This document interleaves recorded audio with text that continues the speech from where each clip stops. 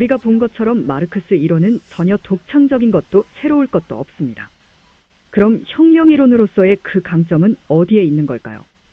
밀로반 질라스는 마르크스주의의 강점은 철학적 요소에 있는 것이 아니라 대중운동과의 연결에 있다고 분석합니다.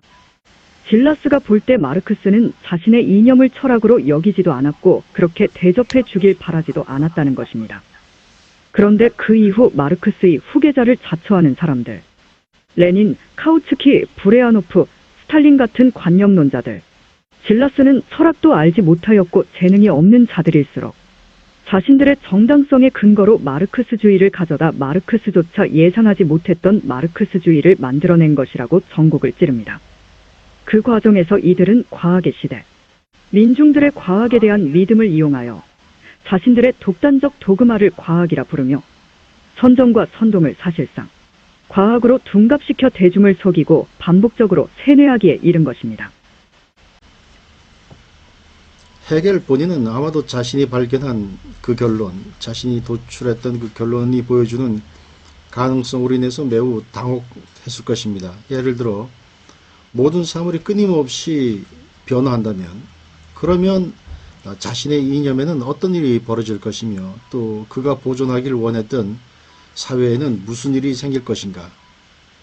헤겔은 국왕에 의해서 임명된 교수였기 때문에 어떤 경우에라도 자기 철학에 입각한 사회 변혁을 공공연하게 그때 당시 그 사회에서 주장할 수는 없었을 것입니다.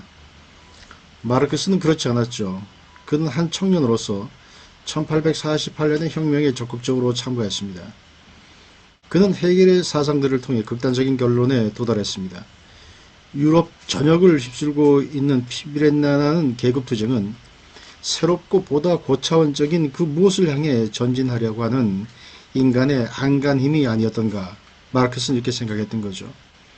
마르크스에게는 헤겔, 보다 엄밀히 말해서 자신이 해석한, 자신이 이해한 헤겔이 옳다고 판명되었을 뿐만 아니라 과학이 사회에 적용될 수 있는 법칙들을 포함하여 객관적 법칙들을 급속하게 이미 다 발견해낸 마당에 철학적 체계를 가지고 얘기하는 것은 더 이상 의미와 타당성을 잃은 것처럼 보였습니다. 과학 분야에서는 콩트의 실증주의 연구가 연구 방법으로서 이미 개가를 거두고 있었고 영국의 경제학파인 애덤 스미스, 리카도 등도 그 절정에 이르고 있었죠. 자연과학에 있어서는 날로 획기적인 법칙이 발견되고 있었습니다. 근대 산업은 과학적인 생산기술을 기초로 하여 놀라운 성과를 얻고 있었으며 젊은 자본주의는 벌써부터 프롤레타리아트의 고통 속에서 그리고 투쟁의 시작 속에서 그 상처를 드러내고 있었습니다. 분명히 이것은 누가 봐도 과학이 지배하는, 심지어 사회에 대하여도 과학이 지배하는 그런 시대가 시작되었고 인류의 행복과 자유에 대한 최종적인 장애물인 자본주의적 소유 개념을 없애는, 제거하는 것이 시작되었음을 알려주는 것이었습니다. 이제 위대한 결론이 내려질 시기가 무르익은 거죠.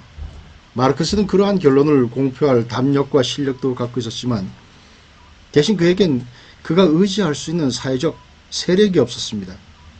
마르크스는 과학자이면서 사상가였죠. 과학자로서의 마르크스는 특히 사회학의 분야에서 몇 가지 중요한 것들을 발견했습니다.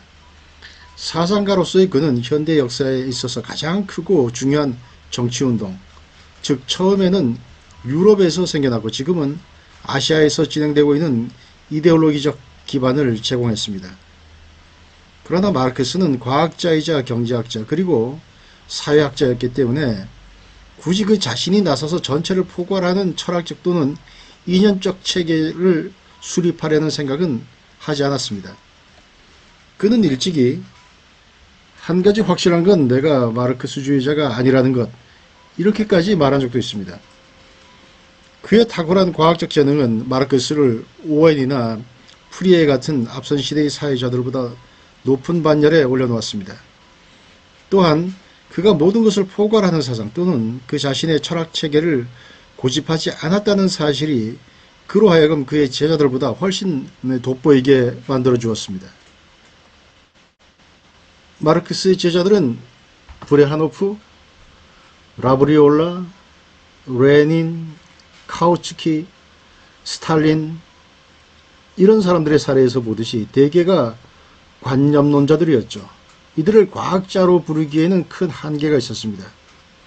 이들이 주로 바랐던 것은 마르크스 이념에서 도출한 하나의 체제를 만들어내는 것이었는데 철학도 변변히 알지 못했고 그런 것에는 재능이 없는 자일수록 더욱 그러했습니다. 시간이 지남에 따라 마르크스 후계자들은 마르크스의 학설을 세상을 포괄하는 하나의 완전하고 종국적인 교훈으로 금과 옥조처럼 제시하면서 자신들에게는 거의 완전 무결한 마르크스의 업적을 계속 이어가야 할 책임이 있다고 간주하는 그런 경향성을 띄었습니다. 그 바람에 과학은 서서히 선전선동의 자리를 양보하고 그 결과 선전은 그 자신을 과학으로 포장해서 드러내는 경향이 심화되었습니다. 자기가 속한 시대의 산물이었던 마르크스는 그 어떤 유형의 철학에 대한 필요성도 부정했습니다. 그의 가장 친근한 벗이었던 엥겔스는 과학의 발전과 더불어 철학은 죽었다고 선언했죠. 마르크스의 명제들은 전혀 독창적인 것이 아니었습니다. 소위 과학적인 철학, 특히 콩트의 실증주의와 포에르바하의 유물론을 쫓은 그런 과학적 철학이 일반적 유행이 되었습니다. 마르크스가 여한 종류의 철학에 대하여도 그 필요성이나 정립 가능성을 부인했던 이유를 우리는 쉽게 이해할 수 있는 겁니다.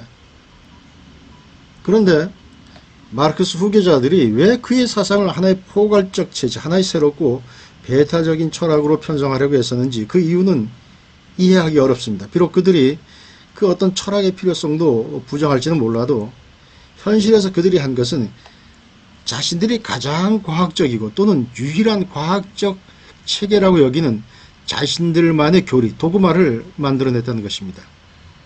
과학적 열정이 일반에까지 퍼져 있고 과학으로 인해 일상적 삶과 산업에 커다란 변화가 몰아치던 시대에 그들은 유물론자가 되지 않을 수 없었을 것입니다. 그리고 특별히 자신들을 당대의 모든 기존 관념들과 충돌을 빚던 사회적 계층을 대변하고 한다고 그렇게 자부하고 있던 까닭에 자신들을 유일한 과학적 관점과 방법을 갖고 있는 유일한 대표자로 간주했던 것입니다. 마르크스 이념에 영향을 끼친 것은 당시의 과학적 분위기, 과학에 대한 그의 선호, 그리고 노동계급 운동의 크건 작건 과학적 토대를 제공하려던 그의 혁명적 열망의 소산이었습니다. 그러나 마르크스의 제자들이 마르크스의 관점을 하나의 교리로 바꿨을 때 거기에는 다른 영향과 다른 동기가 있었죠. 만일 유럽 내에서의 노동계급 운동의 정치적 필요성이 그 자체로 하나의 새롭고 완결된 이데올로기를 요구하지 않았던들 비록 마르크스 경제연구라든가 사회연구가 최고의 과학적 저술적 위치에 있다 할지라도 마르크스주의라고 자칭하는 철학, 즉 변증법적 유물론은 그렇게 달리 깊이가 있는 것도 독창적인 것도 아닌 것이기 때문에 버려지고 잊혀졌을 것입니다. 다시 말해서 마르크스주의 철학의 강점은 그 과학적인 요소에 있는 것이 아니라 대중운동과의 연결에 있는 것이며 무엇보다도 변화하는 사회의 객관성을 강조하는 데 있습니다.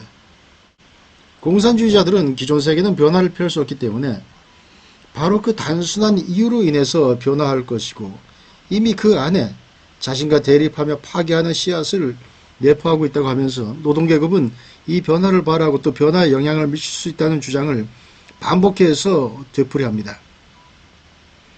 예상대로 이 철학의 영향력은 점점 커져서 유럽 노동계급 운동 내에 이것은 아주 힘있는 사상으로 적어도 하나의 방법으로서 전능하다라고 하는 이런 환상을 창조하기까지 이릅니다.